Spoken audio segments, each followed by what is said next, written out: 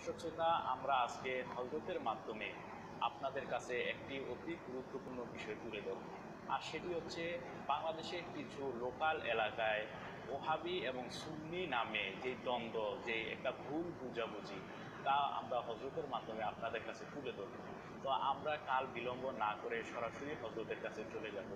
হজরত, আপনি কেমন আছেন? আলহামদুলিল্লাহ। আমরা আপনার মাধ্যমে বাংলাদেশের একটি সাধারণ বিষয় যা নিয়ে ভুল বোঝাবুঝির কারণে একটা ফিতনা বিতর্ক সৃষ্টি হয়, সেই বিষয়টি দর্শকদের সামনে তুলে ধরব। তো আমরা শুরুতে আপনার কাছে তুলে ধরব, জানতে চাইবো যে মূলত ওহাবি সুন্নি দ্বন্দ্ব সৃষ্টি হওয়ার কারণ কি, এ ব্যাপারে আপনার মতামত কি? ওহাবি কি, সুন্নি কি? জি, আসলে ওয়াহাবি আন্দোলন নামে ইতিহাসে একটা আন্দোলনের বিবরণ আছে। সেখানে পরিষ্কার উল্লেখ আছে, আরব দেশের মুহাম্মদ বিন আব্দুল ওয়াহাব তার দেশে একটা সংস্কার আন্দোলন করেছিল।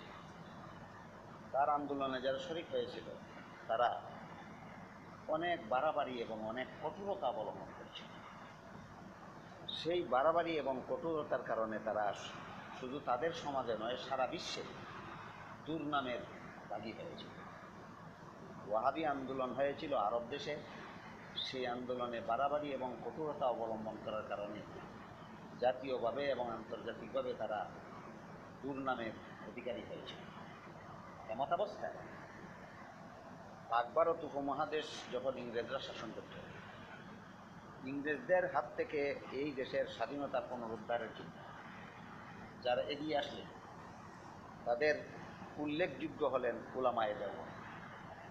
দেওবন্দের উলামায়ে কেরাম যখন এই ভারতের মুক্তিযুদ্ধে ঝাঁপিয়ে পড়লেন, দেওবন্দ মাদ্রাসার প্রতিষ্ঠাতা আল্লামা কাসিম নানতুবি রহমতুল্লাহ আলাইহি তিনি ইংরেজের বিরুদ্ধে এদেশের মুসলমানদের যে স্বাধীনতা আন্দোলনের ধারাবাহিকতায় যে যত সমস্ত যুদ্ধ হয়েছিল, এর মধ্যে ইতিহাসের পাতায় সামলির যুদ্ধ নামে একটা যুদ্ধের বিবরণ আছে।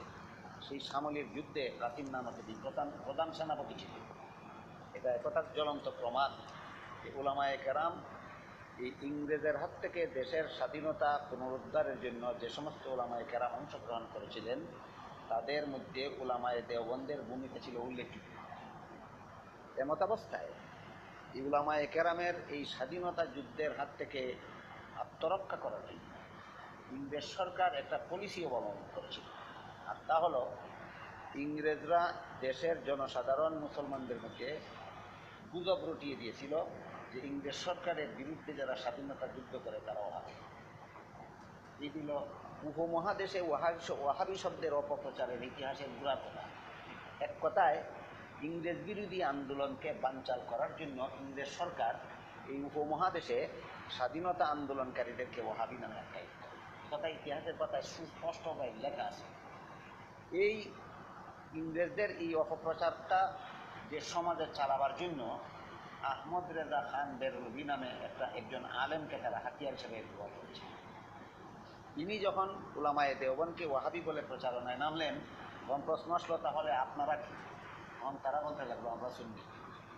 ইংরেজের পক্ষে দালালিতে মাঠে নামলো যারা সুন্নি নাম ধারণ করলো, আর ইংরেজের হাত থেকে দেশ স্বাধীনতার জন্য প্রাণ দিলেন যারা, তাদেরকে ওয়াহাবি নামে আখ্যায়িত করলো। এই হলো ওয়াহাবি সুন্নি আন্দোলনের ঐতিহাসিক গুড়া কথা। সেক্ষেত্রে ওলামায়ে দেওবন্দ, ওলামায়ে কওমিয়া, যাদেরকে ওহাবি নামে কিছু মানুষ অভিহিত করে, তাদের এই দাবিটা কতটুকু সত্য? এদের মধ্যে আমি মনে করি দুই দল লোক আছে বর্তমানে, যারা ওলামায়ে দেওবন্দকে ওয়াহাবি বলে আর নিজেদেরকে সুন্নি বলে। এদের মধ্যে দুই দল আছে। এক দল ইতিহাসটা জানে না, মূর্খতার কারণে দেখা দেখি বলে, শোনাশুনি বলে। আরেক দল কুচক্রান্তমূলকভাবে এই হক্কানি উলামায়ে কেরামকে সমাজে কলঙ্কিত করে রাখার কুচক্রান্ত নিয়ে বলে। প্রথম দলটা মূর্খতার কারণে বলে, আর দ্বিতীয় দলটা জেনে শুনেই কুচক্রান্ত করার জন্য। আমরা আপনার কাছে একটা বিষয় জানতে চাইবো যে সুন্নি মূলত কি, সুন্নি কারা, তাদের বৈশিষ্ট্য কি? যে কেউ কি সুন্নি বললে হয়ে যাবে আর অন্য কেউ ওহাবি বলে চালিয়ে দিলে হয়ে যাবে? ইসলামী জীবনের যাবতীয় কর্মকাণ্ড যারা রাসূলের সুন্নত মোতাবেক এবং রাসূলের হাতে করা ছাত্র সাহাবায়ে কেরামের জমাতের আদর্শ মোতাবেক পরিচালনা করেন, সত্যিকারের অর্থে তারা হলেন আহলে সুন্নত ওয়াল জামাত। সংক্ষিপ্ত নাম সুন্নি। আহলে সুন্নত কথার অর্থই সুন্নতের অনুসারী। কার সুন্নতের? রাসূলের সুন্নতের। কোন ব্যাপারে অনুসারী? ইসলামী কর্মকাণ্ডের ব্যাপারে। ইসলামী আকিদা বিশ্বাস, ইসলামী আমল আখলাক, ইসলামী আদর্শ, ইসলামী স্বভাব চরিত্র, এগুলি আমার সঠিক না বেঠিক এটা যাচাইয়ের জন্য সহিহ হাদিসে আল্লাহ রাসূল দুইটা স্কেল ধার্য করে দিয়েছেন। কারো ইসলামী কর্মকাণ্ড আকিদা হোক, আমল হোক, আখলাক হোক, কারো ইসলামী কর্মকাণ্ড সঠিক না বেঠিক যাচাইয়ের জন্য সহিহ হাদিসে আল্লাহ রাসূল দুইটা স্কেল ধার্য করে দিয়েছেন। একটা স্কেলের নাম রাসূলের সুন্নত, আর একটা স্কেলের নাম সাহাবায়ে কেরামের জমাত। ইসলামী জীবনযাপনের বেলায় এই দুইটা স্কেলের যারা অনুসারী তারাই সত্যিকারের আহলে সুন্নতুল জামাত, এবং সংক্ষেপে এদেরকে বলা হয় সুন্নি। কিন্তু বর্তমান সমাজের সমস্ত বাতিলপন্থীরা, বেদাতিরা, কবরগুজারিরা, পীরগুজারিরা, গলাবাজরা, সাফাবাজরা নিজেদের বেলায় এই নামটার অপব্যবহার করে চলেছে। আমি পূর্বেই বলেছি, এদের অপব্যবহারের রিয়েকশন থেকে, খারাপ প্রতিক্রিয়া থেকে জাতিকে রক্ষা করার জন্য আমরা সত্যিকারের আহলে সুন্নতুল জামাত পরিচালিত করছি। সম্প্রতি আমরা একটা বিষয় লক্ষ্য করি যে একজন মাজারপন্থী, নাম হলো বায়ানি, উনি বলেন যে তাদের চিহ্নিত সুন্নি ছাড়া অন্য কারো পিছনে, যেমন দেওবন্দি কওমি ওলামায়ে কেরামের পিছনে নামাজ পড়লে নামাজ হবে না, জানাজা হবে না, মেয়ে বিয়ে দিলে বৈধ হবে না, এক্ষেত্রে শরীয়তের রায়। আমি সঠিক জবাব দেবার আগে যদি বলি যে ইনি যে বললেন যে তার দল ছাড়া অন্য দলের লোকের কাছে মেয়ে বিয়ে দিলে বিয়ে হবে না, এ পর্যন্ত অসংখ্য অগণিত মেয়ে তার দলের বাইরে বিয়ে দেওয়া হয়েছে। তো যে ওদের ওদের বৈবাহিক জীবন কেমন, ওদের স্বামীর ঘর করাটা হালাল হলো না হারাম হলো, এদের সন্তানাদিরা হালাল দাদা হলো না হারাম দাদা হলো, সেই সমাধান তিনি আগে দেবেন, তারপরে আমি মূল প্রশ্নের জবাব দেব। আমরা আরেকটা বিষয় জানতে চাইব, যারা এই ওহাবি এবং সুন্নি দ্বন্দ্বে জড়িয়ে অহেতুক ইসলামের বিভক্তি সৃষ্টি করে, এতে ইসলামের কী কী ক্ষতি হতে পারে এবং এই পরিণতিতে পরকালে এদের কি সাজা হতে পারে? ইসলামের যে সমস্ত ক্ষতি হচ্ছে এর মধ্যে একটা হচ্ছে মুসলমানরা কুন্দলে লিপ্ত হয়ে আছে পরস্পরে, আর মুসলমানদের এই পারস্পরিক কুন্দলকে কেন্দ্র করে ইসলাম এবং মুসলমানের শত্রুরা হাসছে, এবং তারা মুসলমানকে ঘায়েল করার, ইসলামকে হেয় প্রতিপন্ন করার সুযোগ লাভ করছে, ইত্যাদি ইত্যাদি হলো দুনিয়ার জীবনের ক্ষতি। পরকালীন জীবনের ক্ষতি হলো যার অপপ্রচারের কারণে মানুষ বিভ্রান্ত হয়, বিপথে যায়।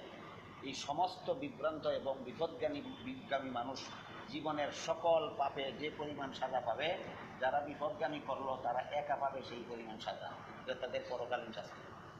যার কারণে কিছু একদল মানুষ বিপদগামী,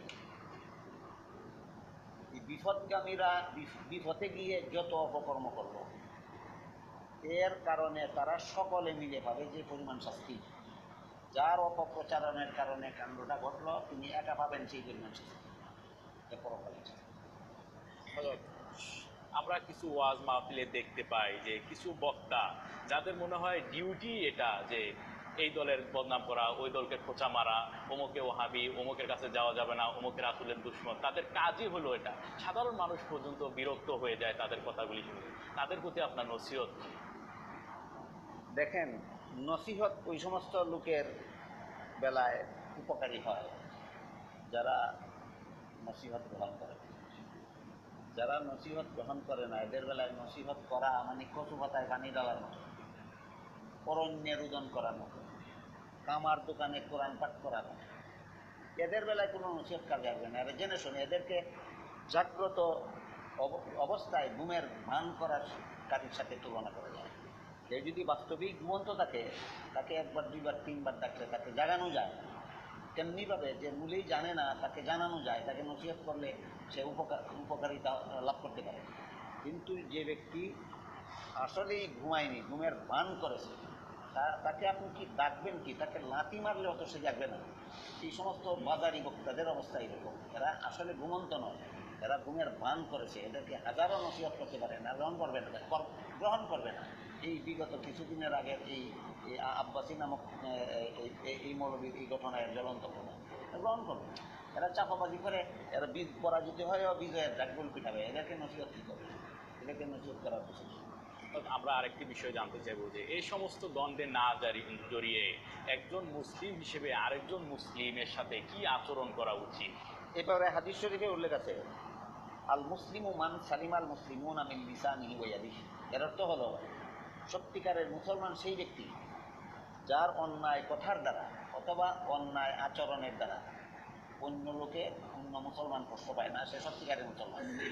যে অন্যায় কথার দ্বারা অপরকে কষ্ট দেয়, যে অন্যায় আচরণের দ্বারা অপরকে কষ্ট দেয়, রসুলের ভাষায় সে সত্যিকারের মুসলমানই নয়। আপনাকে অসংখ্য ধন্যবাদ আমাদেরকে মূল্যবান সময়